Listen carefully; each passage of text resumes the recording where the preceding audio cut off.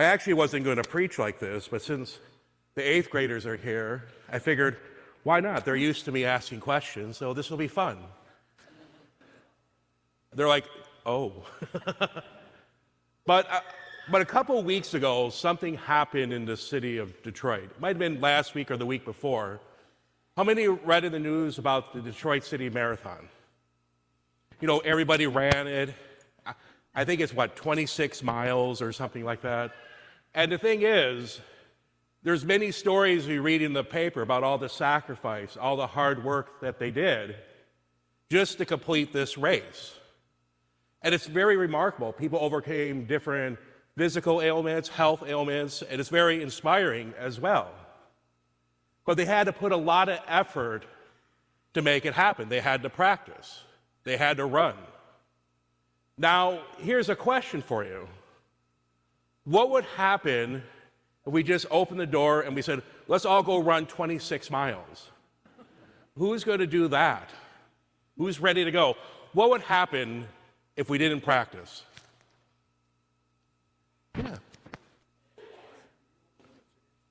Yeah, probably wouldn't finish. I'll be honest, I know I would finish because I would run to my car, then drive 26 miles to win. Because let's be realistic, it's not going to happen. You have a test at school and you don't study, and it's a hard test. What's probably going to happen? Are you going to get a good grade? More than likely, no. You have to put the effort in. Because what does St. Paul talk about winning? And he talks about winning the race. You put the effort in to win. Because we can look at the sports and athletes. How many of you play sports? Just raise your hand high if you play sports. Do you practice? Do you work hard in your practice? Sometimes the coach has to correct you, correct? And the thing is, but what happens in the game? You're a better player for it, right? And it's the same thing that St. Paul talks about winning the race. He's not talking about winning a marathon or anything like that or different things like this. He's talking about winning that race of journey of our life towards Jesus Christ. That race to the kingdom of heaven. The race that we have to win. Now, I'm a very competitive person. And I think, though, you may agree with me with this one. This is the race we must win in our lives. There is no other race that we have to worry about except that race to Him. That's why when we come into church, who do we always face? You can raise your hands too, or I'll just keep picking people. Who do we walk to? Yeah, Jesus right there. What else is that? What's right below Jesus? What's right below Jesus? The tabernacle. And who's in the tabernacle? The body of Christ, which is Jesus. When we come to Mass, when we come here, this is our reminder of our ultimate goal, to be with Jesus in the kingdom of heaven. The question is, first off, we just can't assume anything. What do we have to do in our lives to make sure that we win that race to the kingdom of heaven? What do we have to do? What do we have to do? Follow Him, but how do we follow Him?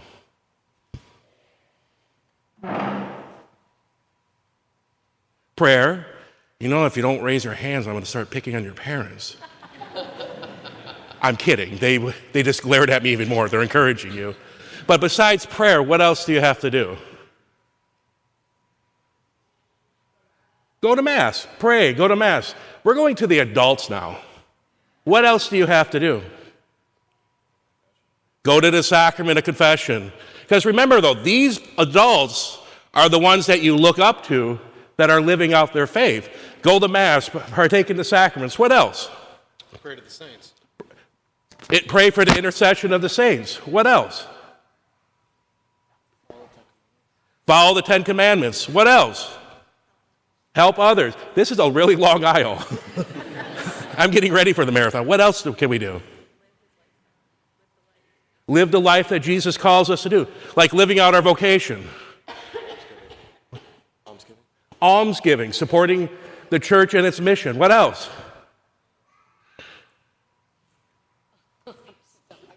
It's all right. I'll give you a hint. It's right there. Yeah. Love each other. Love each other and raise the children to know the faith, because there's a baby right there. What else? Practice your faith. What else? Oh, hand raised. Read the Bible. That's a good one. I feel like I'm halfway to Buffalo Wild Wings right now. Last one. Pray the rosary, devotional prayer. Woo, I'm getting my steps in today. But the thing is, living out to win this race is not to be on the sidelines. Being a Catholic is not being on the sidelines. It means to be engaged in our faith to win this race. Because when you're sitting in the stands during sporting events, what are you doing? You're just watching. We don't want that anymore. We have to be engaged in our faith. But we have to be careful, though, to not fall in the trap in today's gospel, though, too. Does someone have their book open to the gospel? I just want to see it for a second.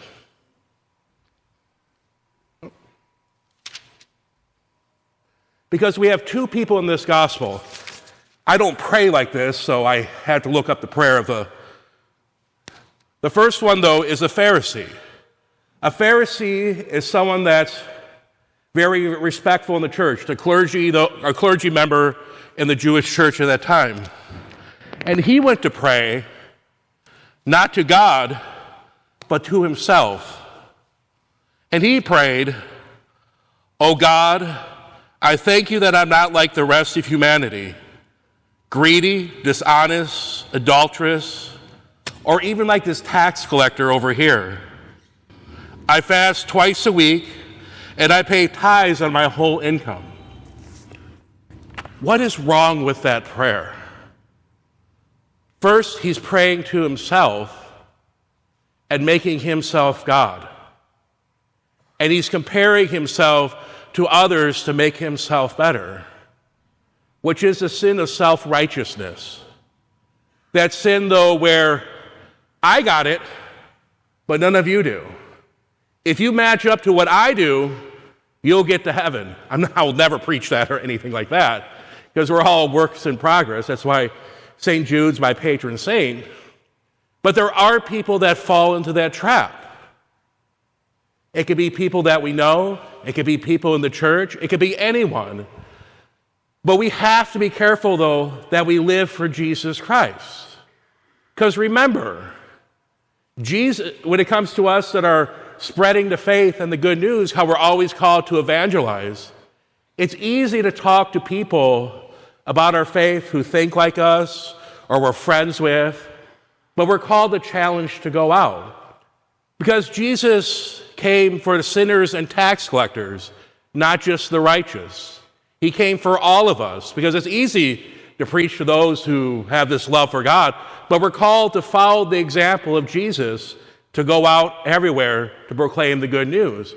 And to do that, we have to be more like the tax collector, who was praying, "Oh God, be merciful on me, a sinner."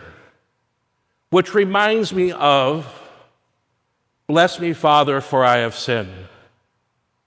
It reminds me of the sacrament of confession. Because the antidote to self-righteousness is humility. And that's something we should strive on. It's doing the will of God without bringing any attention to ourselves. It's by doing the will of God, not by telling people what they're doing wrong, but continually working on ourselves and growing in holiness ourselves by living for Jesus Christ, then going out. Because we can't give what we don't have. And at confirmation, that's a big step. Because you're saying yes to God and you're going out. Now, humility, though, I'm just trying to think of people who were very humble. Blessed Solanus Casey. He was ordained a priest, and all he did was only open up a door and welcome people in. That was it. And look what he was able to do. We hear of St. Carlo Acutis, who was a first millennial saint. He was a gamer.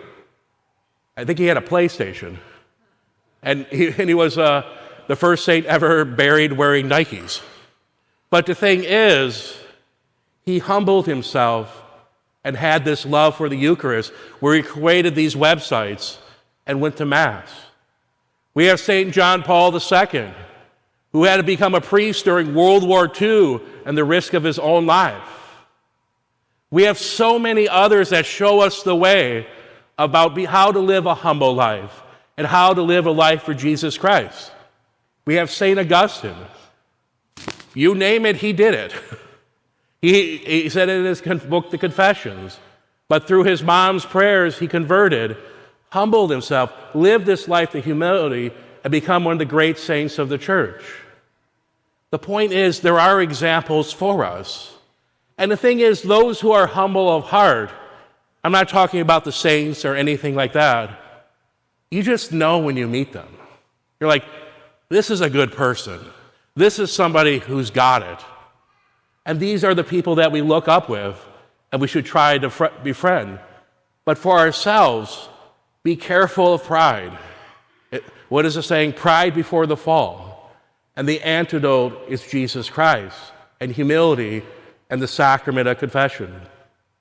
Because that's why we have this all the time, to keep ourselves accountable and right with God. But even more than that, though, as we look toward ahead for you at the sacrament of I'm getting the C's confused, sacrament of confirmation, it is a journey, but it's the first step of many steps of living out your faith. Because after this, your doors open completely wide into ministry of the church and what you can do to proclaim the good news. Because I remember when I was your age, they would say, you guys are the future. Well, I'm not the future anymore. I'm the present. But the thing is, it's up to you guys to show that love for Jesus Christ. And the thing is, I say it at school, when do we start doing this, living for God? Do we start at confirmation? Do we start next week? Do we start on my birthday as a birthday gift? Well, you could give me something, but anyways. But when do we start is, say it like you mean it. When do we start? Say it like you're not at school and excited it's still the weekend. When do we start? When do we start? When do we start? That's the thing when it comes to our faith. We start now living for Jesus, and we never stop. There will be good days and bad days. That's why we always go to Him. He is the only way to heaven, is by walking with Him. Because momentarily, though, we're going to be doing a blessing over the 8th grader, those that are going to be confirmed this year. And my question, though, I want you to ponder, how many know which saint you're going to use? If you don't, it's fine. If you know, raise your hand. There's a couple, and that's fine. You have plenty. When is confirmation? You have to about April to figure it out, what saint you're going to pick. And remember this as well. The saint picks you. So pray and open and trust in the Lord. Because most of us remember our saints and every as well. I have St. Paul of Tarsus. It kind of goes with my middle name, Peter and Paul. And ironically, I have a sister named Mary, but that's besides the point. But, wow, that was an old joke even for me. But anyway, and the thing, though, is, you remember yours, Miss Walker? Veronica. St. Veronica. Who else remembers their saint?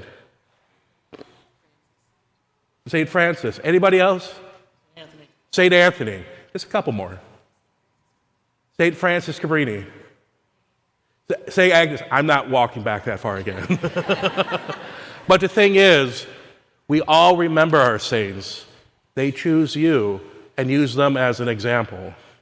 St. Paul, for me, went out and evangelized the known world, and he liked to talk. I like to talk too, so I think it was a perfect fit.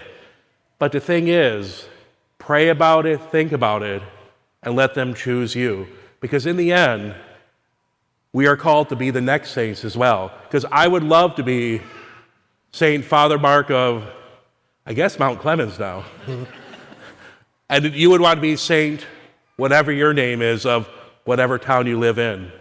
So live for Jesus, don't fall in the trap, and always follow him. And when do we start it? Now. And let's do it.